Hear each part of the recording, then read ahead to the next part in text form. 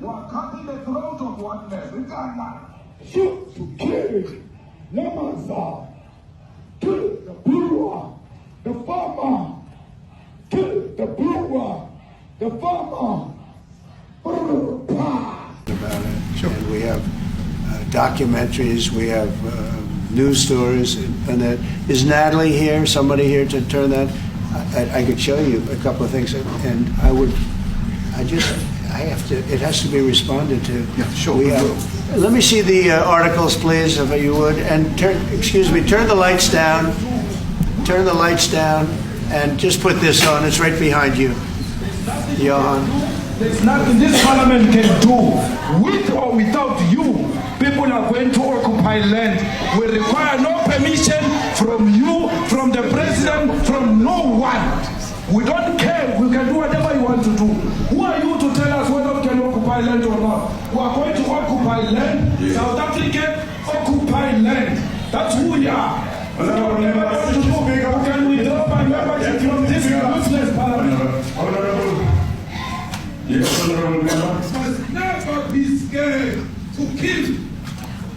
A revolution demands that at some point there must be killing, because the killing is part of a revolutionary act.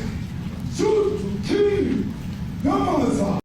A meeting between President Donald Trump and South African President Cyril Ramaphosa, which the South African leader said was intended to reset the relationship between both governments after months of tension, appeared to go off the rails when Trump confronted President Cyril Ramaphosa with inflammatory videos and news articles which he alleged to be evidence of the genocide against white South Africans in the country. The Oval Office session had been largely calm and filled with compliments delivered from both Trump and Ramaphosa when the American leader was asked what it would take for Ramaphosa to convince him that no such genocide was taking place in the country. Donald Trump decided to direct staff to play a video which included footages of Julius Malema, who is the leader of the Economic Freedom Fighter Party, in which Malema repeatedly exhorts followers at the rally to kill the Boer, kill the farmer. After the video was finished, Ramaphosa told Trump that Malema, while a member of his country's parliament, doesn't wield any authority and isn't part of the government. We have a multi-party democracy in South Africa that allows people to express themselves, political parties to adhere to various policies, and in many cases, or in some cases, these policies do not go along with the government policy. Our government policy is completely against what he was saying, even in the parliament, and there a small minority party which is allowed to exist in terms of our constitution, he said. He said, continuing, the South African leader admitted that there is criminality in his country, that he has seen many people, both black and white, killed as a result. When Trump pressed Ramaphosa about the controversial land expropriation law, he replied that South Africa's constitution guarantees and protects the sanctity of tenure of land of ownership for all South Africans. While comparing the authority, Trump cited the American government's power of eminent domain, which allows the confiscation of land for public use. Trump did not appear very much convinced. He asked, how do you explain that they're taking people's land away, and in many cases those people are being executed? We have thousands of people that want to come into our country, and they are white farmers, and they feel that they're going to die in South Africa, and it's a bad thing, he said.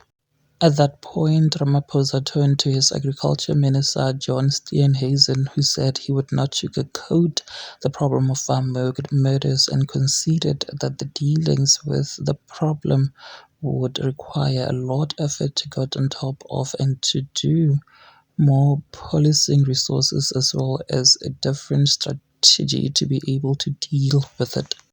But certainly the majority of South Africa's commercial and smallholder farmers really do want to stay in South Africa and make it work, he said.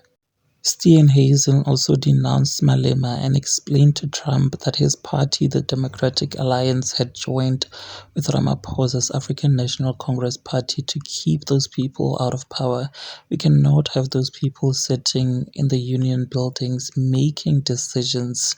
That is why after 30 years of us exchanging barbs across the floor in Parliament trying to get over on each other, we've decided to join hands precisely to keep that lot out of government because the day they get into the door of the union buildings in South Africa or control about parliament, that's what you're going to see.